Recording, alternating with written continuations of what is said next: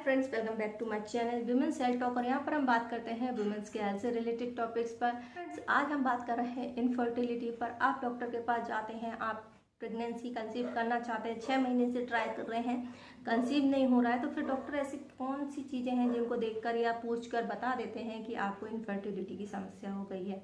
तो अगर आप ये भी सोचते हैं कि क्या हम खुद से पता कर सकते हैं कि हमें इनफर्टिलिटी की प्रॉब्लम शुरू हो गई है, तो इसका जवाब है जी हाँ, आप खुद से पता कर सकते हैं।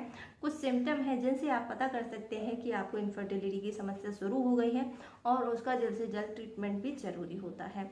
तो आज हम उन्हीं सिम्टम पर बात करेंगे कि जिसके कारण से आप प्रेगनेंसी कंसीव नहीं कर पाते हैं। तो ऐसे कौन से सिम्टम हैं जो इंडिकेट करते हैं कि आपको इनफर्टिलिटी है।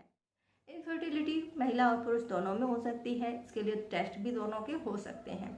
लेकिन कुछ कंडीशन ऐसी होती हैं जिनसे इंडिकेट होता है कि महिला में इनफर्टिलिटी शुरू हो गई है या इनफर्टिलिटी की समस्या है।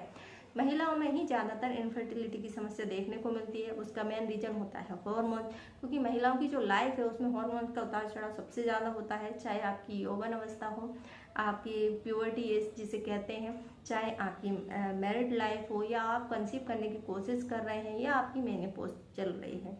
तो ऐसे में हार्मोन्स का उतार चढ़ाव होता रहता है, जिसके कारण से कई बार हार्मोन्स डिस्टर्ब भी हो जाते हैं। डिस्टर्ब होने के बहुत सारे रीज़न हैं जो प्रीवियस वीडियो में बता चुकी हूँ, जिनमें से लाइफस्टाइल और स्ट्रेस मेन है। इसके अलावा भी कई दवाइयाँ होती हैं या कॉन्ट्रासेप्टिव पिल्स होती हैं, उनके कारण से भी हार्मोन्स डिस्टर्ब हो जाते हैं। तो हार्मोन्स को ज़्यादा लंबे टाइम तक अगर आप डिस्टर्ब रखते हैं तो इनफर्टिलिटी की समस्या हो जाती है। तो इनमें से कंडीशन पर हम बात कर लेते हैं और देख लेते हैं वो कौन कौन सी कंडीशन है जो इंडिकेट करती है कि इनफर्टिलिटी। सबसे पहला होता है आपका जो पीरियड है इनरेगुलर हो जाना। मोस्टली पीरियड जो होता है 28 से 35 दिनों का होता है और ये रेगुलर अपने टाइम पर आता है, हर महीने आता है। लेकिन अगर आपका पीरियड इनरेगुलर हो रहा है, यानी कि आपका जो साइकिल है बहुत छोटी हो रही है, या फिर बहुत ज़्यादा लंबे टाइम तक अचानक से आपके पीरियड आने लगे हैं, या फिर बीच बीच में स्पॉटिंग हो रही है, पीरियड खुलकर नहीं आ रहे हैं, बहुत कम डिस्चार्ज हो रहा है, तो ये सभी इंडिकेट करते हैं कि आपको इनफर्टिलिटी की समस्या है। इनको जल्द से जल्द ठीक करने की ज़रूरत है। ये हार्मोन्स की प्रॉब्लम है और इसके कौन सा हार्मोन डिस्टर्ब है इसके लिए टेस्ट किया जाता है। सिंपली ब्लड टेस्ट से गायनेक पता लगा लेती है कि आपका कौन सा हार्मोन डिस्टर्ब है और उसी के अकॉर्डिंग आपका ट्रीटमेंट किया जाता है।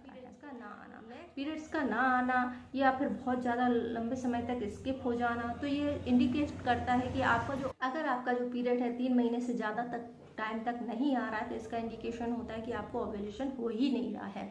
अगर आपका ओव्यूलेशन नहीं होगा तो फिर आप एग रिलीज नहीं होगा तो आप प्रेगनेंसी कंसीव कर ही नहीं सकते। तो ये सीधा सीधा इंडिकेशन होता है। जबकि पीसीओडी पीसीओएस वालों के साथ में ये कंडीशन बनती है, तो इसके लिए जल्द से जल्द गायनेक की सलाह लें, ट्रीटमेंट कराएं और आपका जो पीरियड है रेगुलर हो जाएगा, तो आपकी इनफर्टिलिटी की जो समस्या है वो भी ख़त्म हो जाएगी। नेक्स्ट होता है पीरियड में ब्लीडिंग ना होना, यानी पीरियड तो आपको आया, मरूर हुए, क्रैम्प हो रहे हैं, पीरियड की फीलिंग आ रही है, पीएमएस चल रहा है, लेकिन पीरियड नहीं आ रहा है। लेकिन जब आप इंटरकोर्स करते हैं तब आपको हल्की सी स्पॉटिंग होती है, ब्लीडिंग होती है। तो इसके होने के रीज़न हो सकते हैं कि आपको वहाँ पर फाइब्रॉइड हो सकता है कि आपके गर्भाशय का जो मुंह होता है उस पर किसी तरह का घाव बन गया हो, जिसके कारण से इस तरह की स्पॉटिंग या ब्लीडिंग आपको देखने को मिलती है। तो ये भी इंडिकेशन होता है कि आपको इनफर्टिलिटी है और ऐसे में आप कंसीव नहीं कर सकते हैं। इसके लिए आपको चेकअप कराना ज़रूरी है। उस चेकअप के बाद अगर आपको किसी तरह का फाइब्रॉइड है या सिस्ट है तो फिर उसका ट्रीटमेंट दिया जाता है।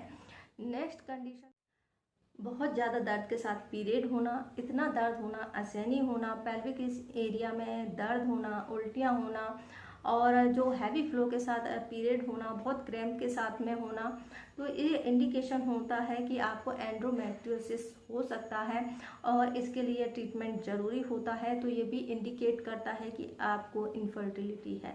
इसलिए जब भी आप डॉक्टर के पास जाते हैं या गायनेक के पास जाते हैं, वो आपको ये 4 कंडीशन के बारे में कुछ सवाल जवाब करते हैं और उसके अकॉर्डिंग आपका अल्ट्रासाउंड या सोनोग्राफी करके वो चेक करते हैं कि आपको प्रॉब्लम क्या है और उसके अकॉर्डिंग आपको ट्रीटमेंट दिया जाता है। तो ये मोस्टली 4 कंडीशन बनती हैं, यानी कि कुल मिलाकर आपके पीरियड से रिलेटेड प्रॉब्लम है और इन्हीं की वजह से आपको इनफर्टिलिटी होती है।